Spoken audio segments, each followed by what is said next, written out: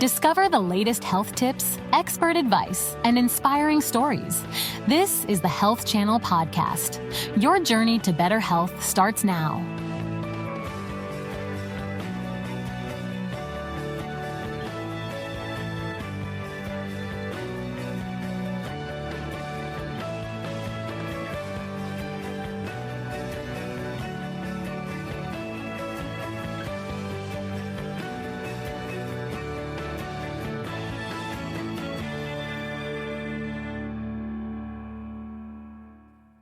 According to the latest reports, over 7 million Americans are living with Alzheimer's disease. To put that in perspective, someone in the U.S. is diagnosed with Alzheimer's every 67 seconds. On today's show, we're going to explore the latest in Alzheimer's treatment and research and answer your questions. That's all coming up on this episode of Ask the Doc, No Appointment Needed. Hi, everyone, and welcome to Ask the Doc, No Appointment Needed, the show where the health questions you send in are answered by our doctors and medical experts. Thank you so much for joining us today. My name is Olga Villaverde, and I'm joined today by Dr. Peter Gliebus. He's a neurologist and director of cognitive and behavioral neurology at Marcus Neuroscience Institute, a part of Baptist Health South Florida. Dr. Gliebus, thank you so much for your time today. Olga, I'm glad to be here. Glad to have you. All right, doctor. So we've got a lot of questions. First up is from Nate. He emailed us, and this is his question for us. Sadly, I've had to watch my mom's health decline due to Alzheimer's, but I am hopeful that the medical community is making strides to help others. Is there anything she can do to improve the quality of her life right now? Doctor, again, a lot of positive advances, I believe. Tell us about them. So, yes, absolutely. The research when it comes to Alzheimer's disease is exploding, and it's exploding in the diagnosis. It's easier for us to diagnose right now. Actually, we're able to confirm the disease, we were not able to do it even, several years ago. And it's becoming easier and easier. We don't need to do any more even significant interventions to diagnose it. Obviously, the most what people are looking at is the interventions that, in a sense, the treatment of the disease. We have already 2 new treatments approved that slow down the disease progression. So that's a significant achievement. But there are so many research trials, and I believe in the next several years, the landscape of treatment will be changing significantly as well. All the technology is exploding. AI is helping us. All the robotics, it's changing significantly. All right, doctor, thank you so much. This next question comes in from Carly, and this is what she writes. That's exciting news, but my question is, how close are we to having real treatments that can slow or reverse the progression of Alzheimer's? Another good question, doctor, and something that I think a lot of people wonder about reversing it, right? Because when it starts, everybody thinks there's no way of stopping it, but that reversal would be so important for families. Absolutely. So when it comes, I mentioned those 2 new treatments that were already approved by the FDA. So those treatments are already showing to slow the disease progression. Okay, so it doesn't stop, it doesn't reverse, but it slows the disease progression. There are some very early research trials that showing maybe some compounds can help stop or even possibly reverse. But again, it's a little bit too premature, to comment. So we're moving that direction. But to answer the question, we already have something that slows down, but we don't have it yet what reverses. Okay, doctor, thank you so much. This next question comes in from Sarah. Thank you so much, Sarah. She writes us on Facebook, and this is what she has to say. My dad is showing signs of having Alzheimer's, so I've been doing a lot of research and came across information on something called blood-based biomarker tests. Can you explain how these tests work, what they show, and how doctors are using these tests? Now, doctor, we know that early detection is key for so many diseases, especially Alzheimer's. So, Dr. Gliebus, no doubt that early detection in that video obviously is so important. Let's get back to Sarah. She wanted to hear more about the blood-based biomarker tests. And I actually wanted to ask a follow-up question, too, about clinical trials and how important they are. Sure. So the blood-based biomarkers, what that means that we just get blood work, and is there a blood work that can screen or confirm the disease? And we're having more and more blood tests available for us to evaluate for, try to see if the person has that Alzheimer's type pathology in the brain. Now we have to remember, not every test is not equal to tests. Okay, so it always, depends on the techniques they're using, the sensitivity and specificity. And sensitivity and specificity is something that's what we're looking for, because some tests can be used more for screening, some tests can be used more for confirmation, and we started having those tests. Now that helps us because we were using, for the diagnosis, the PET scans and spinal taps. That's fairly invasive or fairly expensive, and not everybody had access to that. So the confirmed test can actually increase people's access to the diagnosis, to the evaluation, and that helps to diagnose people or identify people earlier. Okay, so our next question comes in, and it's from Rhoda. She reached out through Facebook. Rhoda, thank you so much. This is what she has to say. Alzheimer's has been diagnosed in my family, and now I'm concerned for my own future. What role does genetics play in the latest research, and how might it shape personalized treatment options? I got to tell you, doctor, that to me is such an important question. I have a couple of my friends who have also had grandparents, great grandparents diagnosed, and they wonder, am I next? And we talk about breast cancer. If you have breast cancer, early detection is key because it can be passed down. What about with Alzheimer's? So with Alzheimer's, one thing, there was, in minority of cases, there are specific disease, like gene mutations that run in the family, and then whoever has that gene mutation has disease. But we're talking here 1% of the cases. The majority of cases of Alzheimer's disease cases are what called sporadic cases, and that's where the gene and environment and our lifestyle interplays. Having family, we know certain genes are increase the risk of developing Alzheimer's disease. They don't guarantee, but they increase the risk of developing Alzheimer's disease. And we identify more and more of those. And having family member with the Alzheimer's does increase the risk of developing disease by yourself. But that's where those people are. We are trying to counsel them about the early interventions, the lifestyle factors that could help them reduce that risk. Again, it's genetics, the nature-nurture situation. All right, doctor, thank you so much. Let's keep it going. Our next question is coming in from Alfonso, and this is what he's writing us, doctor. All this talk about medical advances is exciting, but can you tell us about new medications and therapies that are currently being used, and what makes them different from past approaches? Doctor, your thoughts on this one? So the current, if I understand the question correctly, the new treatments that were approved, and those are infusion monoclonal antibodies. So what is different that they actually change the disease, the curve of progression? If somebody, it reduces the progression speed by about a third, and that, increases longevity, increases the time for people when they're able, to be functional. So that's the difference. The older medications, they don't do that. They might help symptomatically, they might help, to stay functional longer, but they don't actually increase the lifespan. Okay, doctor. Before I continue with other questions, I have one, and I'm just curious now, because did you ever see the movie The Notebook? Yes. All right. So you know the scene where the actress is playing the piano and she recalls how to play the piano by memory. And then the scenes where she comes back and she remembers Noah. I remember his name because he's so handsome as well in the movie. But do those things happen where there's a spark or a memory and they come back? I'm just curious. Yeah. So one thing, when disease starts, it's not all or nothing. So there are certain memories obviously will be retained, and people are still, from the disease beginning, people are still able to form new memories. It's just not all of them, and just with time passes, they have less and less ability to do that. Now, something what is well ingrained, and especially if it is not only like a verbal memories, like a musical or dance memory or something, the different parts of the brain are involved, and those parts of the brain are not affected early in the disease. So that's why people might be able to remember those memories better.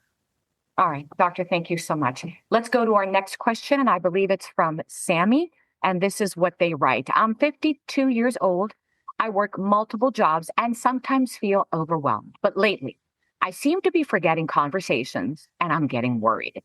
Is this a possible precursor to Alzheimer's, or do I just need to get better organized as I get older? Well, let me just say, Sammy, that I'm with you. I am older than you. And I'm not going to say by how much, but I forget things. The other day, doctor, I literally was looking for my hair clip and it was on my head. And I was looking for my keys and I forgot where I put them. So I'm with Sammy. Is it a lot going on? Should I be worried? Should Sammy worry? So and that's a very common question and a very common situation why we see people in the clinics. The majority, listening, with the age and everything, what I'm hearing, majority of times this is not Alzheimer's disease. Majority of time is maybe there is too much on the plate. Maybe there are some other factors that are playing. The continuous stress, the anxiety, sleep deprivation, other medical conditions, medications. As so when you start dissecting that, and looking for other causes of it, we frequently can identify other causes than Alzheimer's disease. Again, nobody's saying that could not be the beginning of the disease, but in this type of scenario, it's more likely that not. So if one is concerned, what would you recommend? That they get a CAT scan, an MRI? What would you recommend, Doctor? First, it always, to actually get the good examination, evaluation to make sure to see maybe there is something really very clearly obvious, that needs to be addressed, and it's not Alzheimer's disease. If after that evaluation, you don't get any answers, then we proceed usually with a formal neurocognitive testing to see whether there is a truly problem, and that neurocognitive testing will also could tell us what parts of the brain are, not working well. That could lead us to see, do we need special scans or blood work or anything to do so. But first, probably it's the best to talk to a doctor to see, is there anything else at play, and especially at that age. Okay. Thank you so much, Doctor. Next, we're going to hear from Penny, and this is what she writes us.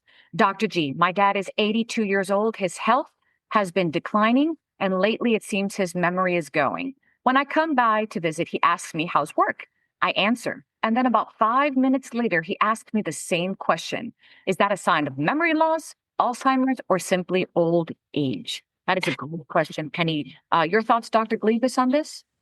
Again, there are several possibilities. If it is just a one-time occurrence, it's usually probably maybe just your dad didn't pay attention, or something else. But if it is something more continuous and, it translates into more, not only, what to do, but, not remembering, what they ate or that they had dinner, et cetera, then in that case, it is a sign it could be a sign of the memory loss. Now, memory loss, there are more causes for memory loss than Alzheimer's disease, but Alzheimer's disease is one of the causes. So if we identify that this is memory loss, that's where we would proceed for further evaluation, what's causing it. Again, it does not automatically mean it's Alzheimer's because there are other reasons for memory loss. So basically, if it's happening more than once, twice, 3 times, if it's becoming almost like a daily occurrence, a chronic thing, you would suggest then possibly to get that family member tested. Absolutely. Let's keep it going, Doctor. We've got more questions to go through. Ainsley reached out on Instagram, and this is what she writes. I'm a professional, and I see AI taking over more and more every day. I'm curious, with the advent of AI and everything else we do at work, will AI be used to help in research and treatment of Alzheimer's? All right, well, lately, that's what we hear about in the news all the time, AI. And I can only imagine there's going to be some sort of collaboration with Alzheimer's research. So it's already ongoing. AI, the researchers are looking into AI from, diagnostics to the treatments. And in diagnostics, the AI, whether they can help analyze in a more sensitive way the brain imaging findings.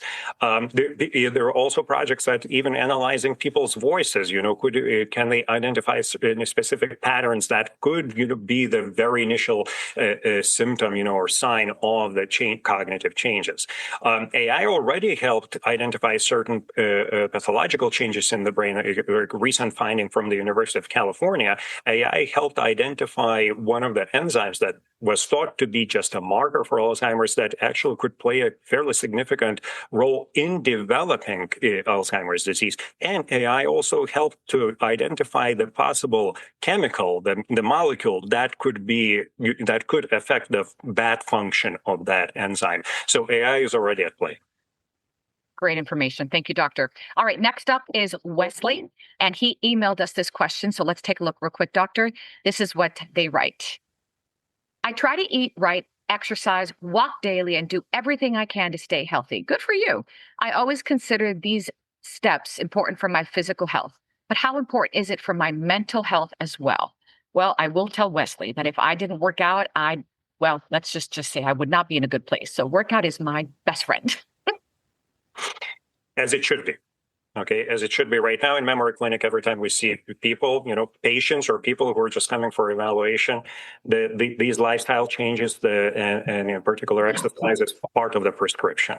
There's so much research, and even the recent study that came out, it's going to a Pointer study, it showed that people who are implementing these healthy lifestyle changes, such as exercises, diet, taking care of their cardiovascular health, socializing, getting appropriate sleep, it's very beneficial for their cognition. And it can actually reduce the risk of developing future cognitive impairment up to 40% or even more. So it is very important. It is important for physical health, mental health.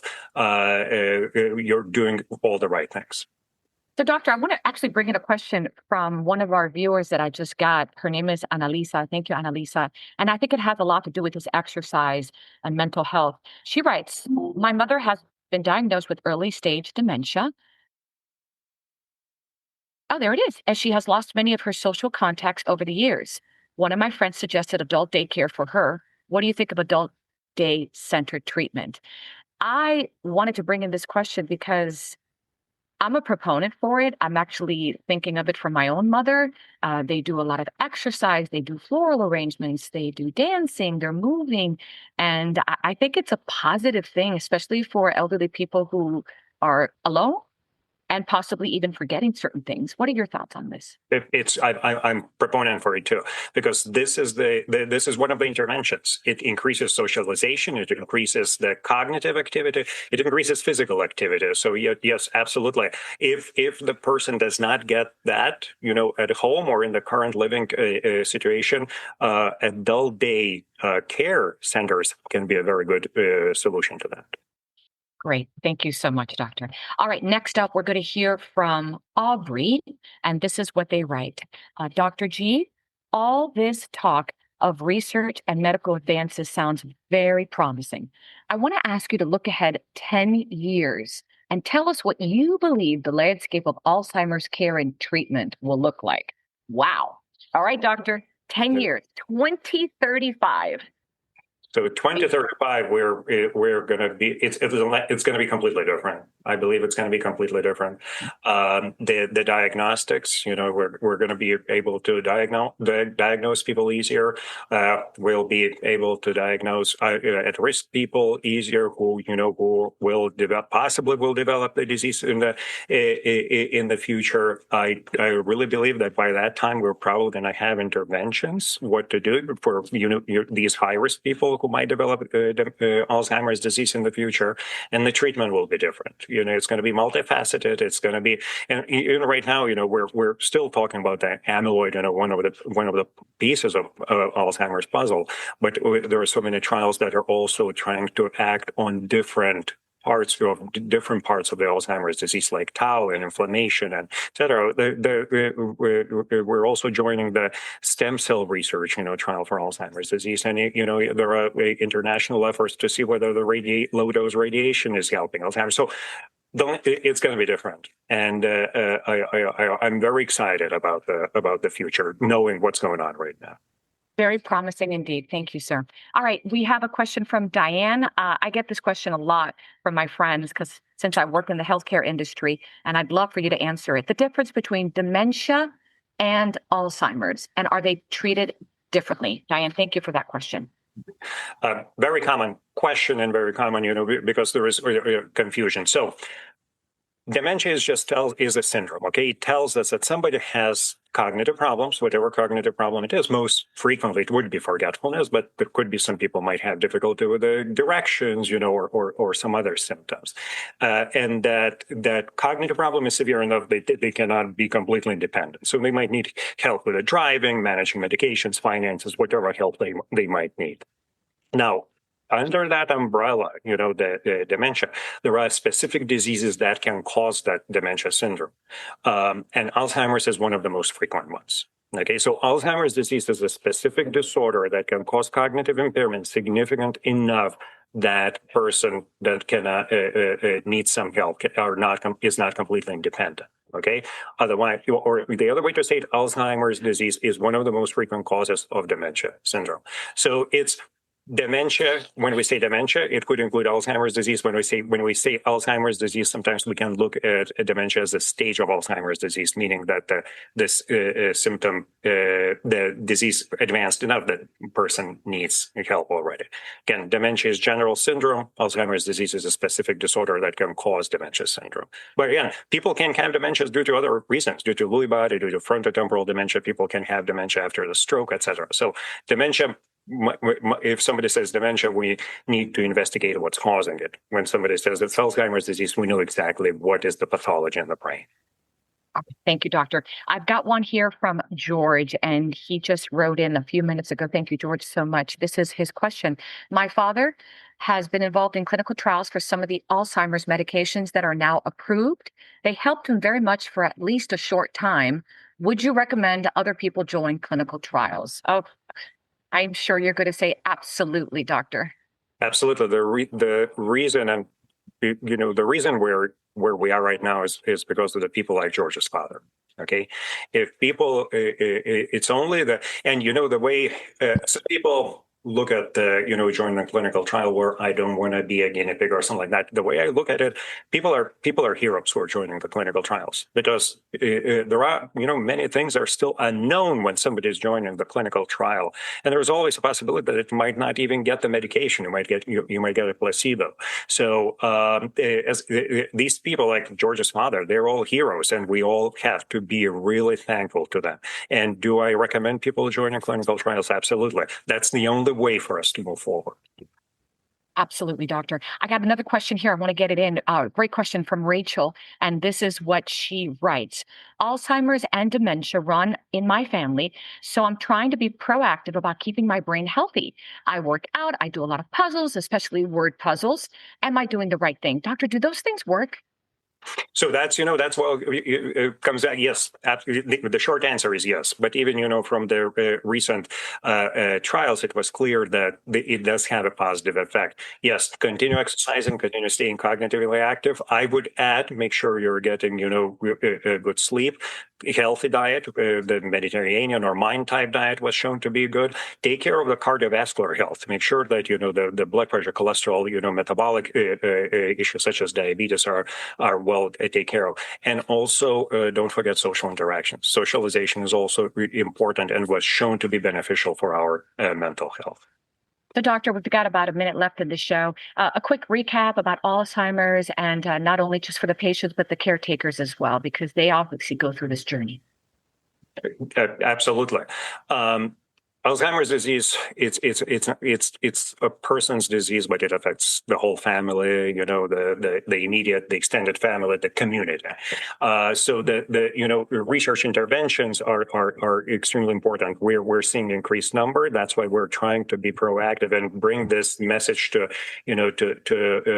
people that it's very important, early interventions. And something that's in our control is the lifestyle factors. Mm-hmm. If something, I want people to leave, remembering that is when we say that, because It's really important. Thank you, doctor, so much. So appreciate your time. Valuable information. Thank you all for your questions. I'm Olga Villaverdi, and we'll see you next time right here on Ask the Doc. No appointment needed. You take care. Thank you. Thank you for listening to the Health Channel podcast. We hope this information has been useful. However, please remember that only your doctor can advise you about what is best for you. Do not start, modify, or suspend treatment based on anything you have heard on this podcast. Please join us again soon.